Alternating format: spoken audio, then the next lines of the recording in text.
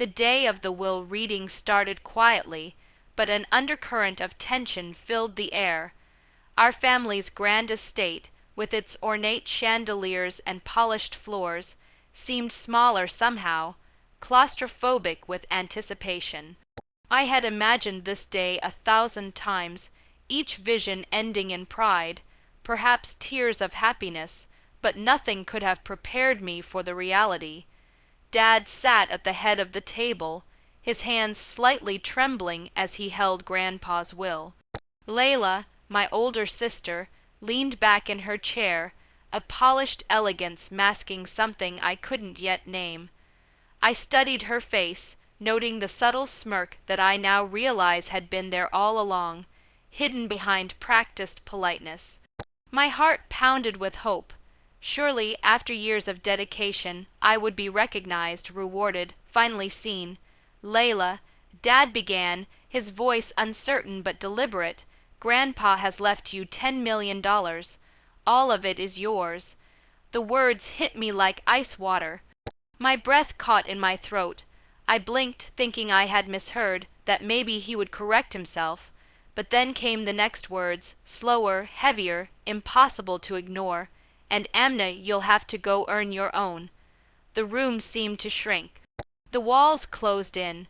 My chest tightened, every heartbeat a drum of disbelief and humiliation. My hands trembled, and my mind raced through memories of loyalty, of sacrifice, of endless days spent putting family first. All that had been for nothing. My parents had chosen her, Layla, over me. My blood boiled, but beneath the rage was something darker.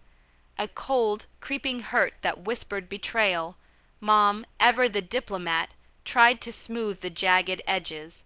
You're strong, Amna. You'll manage just fine on your own. Her words, meant to comfort, only deepened the sting. Strong, strength couldn't replace what had been stolen from me. The $10 million, the security, the recognition, all handed to my sister while I was dismissed, forced to prove myself to a world that had already deemed me unworthy. Layla's smirk widened, smug and triumphant, as if she had been waiting for this moment all her life. I forced myself to stay composed, swallowing the lump in my throat, feeling tears I would not allow to fall. For a heartbeat, I wanted to scream, to throw something, to make them see the magnitude of their betrayal. But then a different feeling took root, a quiet, burning determination. If this was how my family saw me, irrelevant, replaceable, undeserving, then they had underestimated me. I would rise, not with anger or pleading, but with precision, patience, and strength they could never ignore.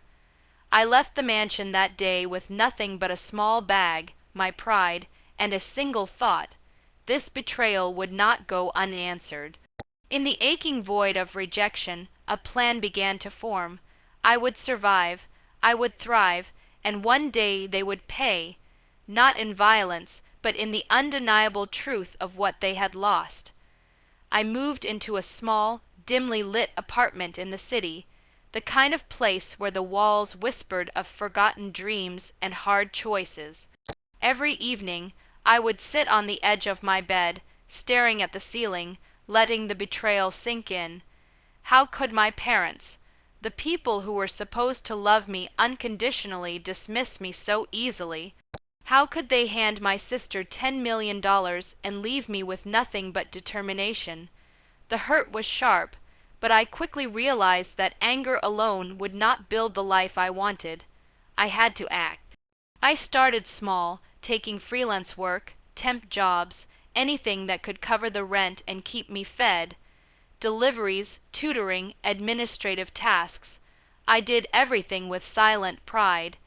Every dollar earned was a tiny victory, proof that I could exist without their support. At night, exhausted but undeterred, I studied. Business books, finance blogs, marketing strategies, online courses, everything became fuel for my ambition. I realized early that this wasn't just about money. It was about proving that I could rise despite their judgment, their favoritism, and their betrayal. Meanwhile, I watched Layla from a distance through social media updates and family whispers. She flaunted the wealth my parents had handed her, hosting lavish parties, traveling to exotic locations, draped in designer clothes. Each post, each photo, was a reminder of what I had been denied, but it also sharpened my focus. I refused to feel envy. Instead, I let it ignite a fire inside me. My revenge would not be loud or reckless. It would be unstoppable and inevitable. Slowly, I began to invest my earnings into myself. I learned coding, digital marketing, and entrepreneurship. I networked, formed small partnerships, and took calculated risks. It wasn't glamorous. Many nights, I went to bed hungry, exhausted, and doubting my choices. But I never gave up. Every setback became a lesson, every rejection a stepping stone. As months turned into years, the first fruits of my labor began to appear. A small tech startup I co-founded started attracting attention. Investors noticed my work ethic and vision. I was no longer invisible. The quiet, overlooked girl from the family estate was evolving into someone with influence and respect, a force my parents and sister would never anticipate. Yet I reminded myself daily that this was just the beginning. Survival was step one, success was step two, revenge, sweet and inevitable, would come later. Each move I made was deliberate, each decision a part of a larger plan. One day, they would realize that the child they had underestimated, the one they had discarded, was no longer powerless. I would show them, in a way they could never ignore, the cost of their betrayal. 5 years had passed since I had left the mansion, carrying nothing but determination and a small bag of belongings. In that time, I had built something my family would never have imagined, a life of independence, influence, and power. My small tech startup, born from late nights, endless learning, and calculated risks, had grown into a respected company. Investors sought me out, clients trusted me implicitly, and my name, Amna Shafik, began to carry weight in circles I had once only dreamed of entering. Yet the most satisfying part of all was the invisibility I maintained. My parents and sister had no idea what I had become. Meanwhile, Layla's life, once glittering with the fortune I had been denied, had begun to falter. Parties dwindled, investments went sour, and the social circles that had once fawned over her slowly began to fade. She had squandered the inheritance, relying on the safety net that had been handed to her rather than working to earn her own success. Every failing, every stumble she faced was a quiet reminder of the privilege she had taken for granted, and the fire it stoked inside me was sweet, almost satisfying. I didn't need to confront them directly. True revenge, I realized, was far more powerful when subtle, precise, and inevitable. My strategy was to rise in ways they could not control and to let them witness the results, helpless and incredulous. I invested in companies they had dismissed as failures, acquiring stakes and turning them profitable.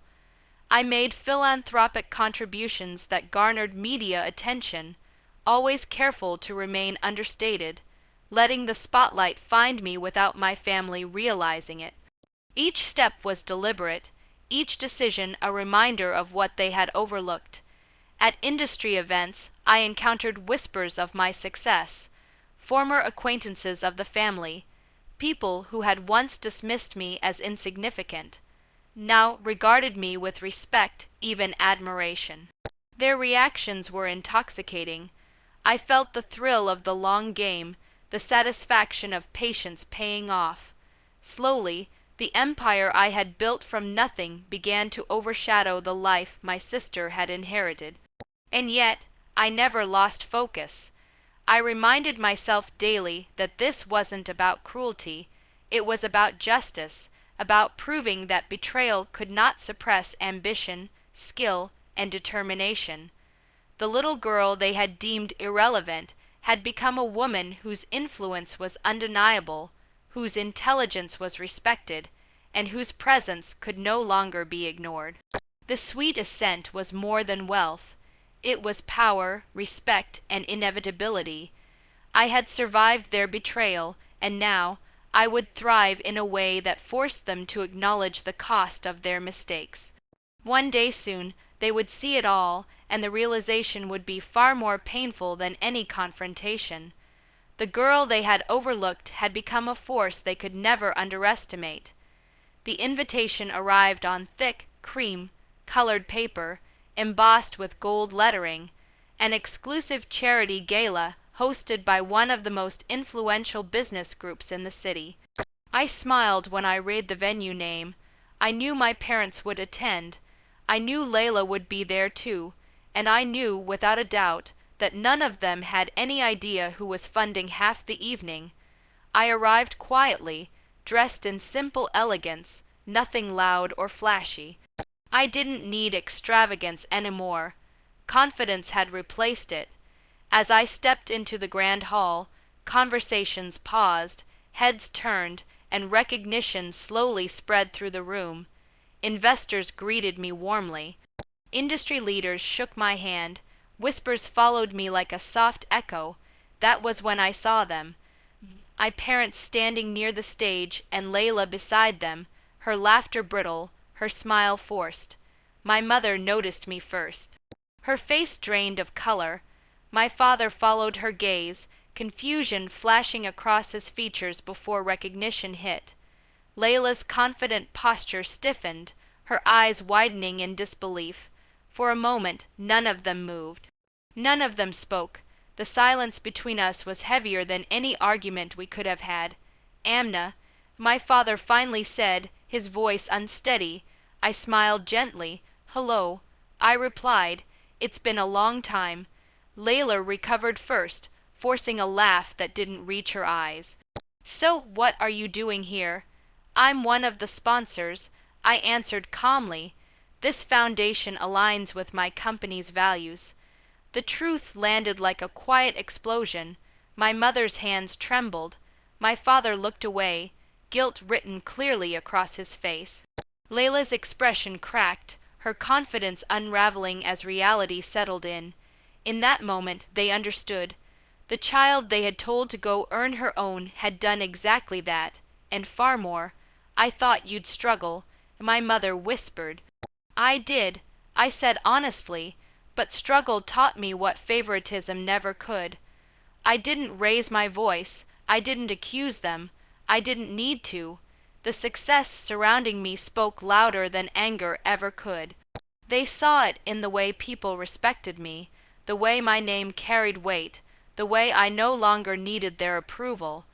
As the evening continued, I excused myself politely and walked away, leaving them standing in the aftermath of their own choices. I felt no hatred, no bitterness, only peace. My revenge wasn't in humiliation. It was in becoming everything they said I couldn't be. That night, as I stepped into the cool air outside, I realized something important. I hadn't risen to prove them wrong anymore. I had risen for myself, and that realization was sweeter than any inheritance could ever be.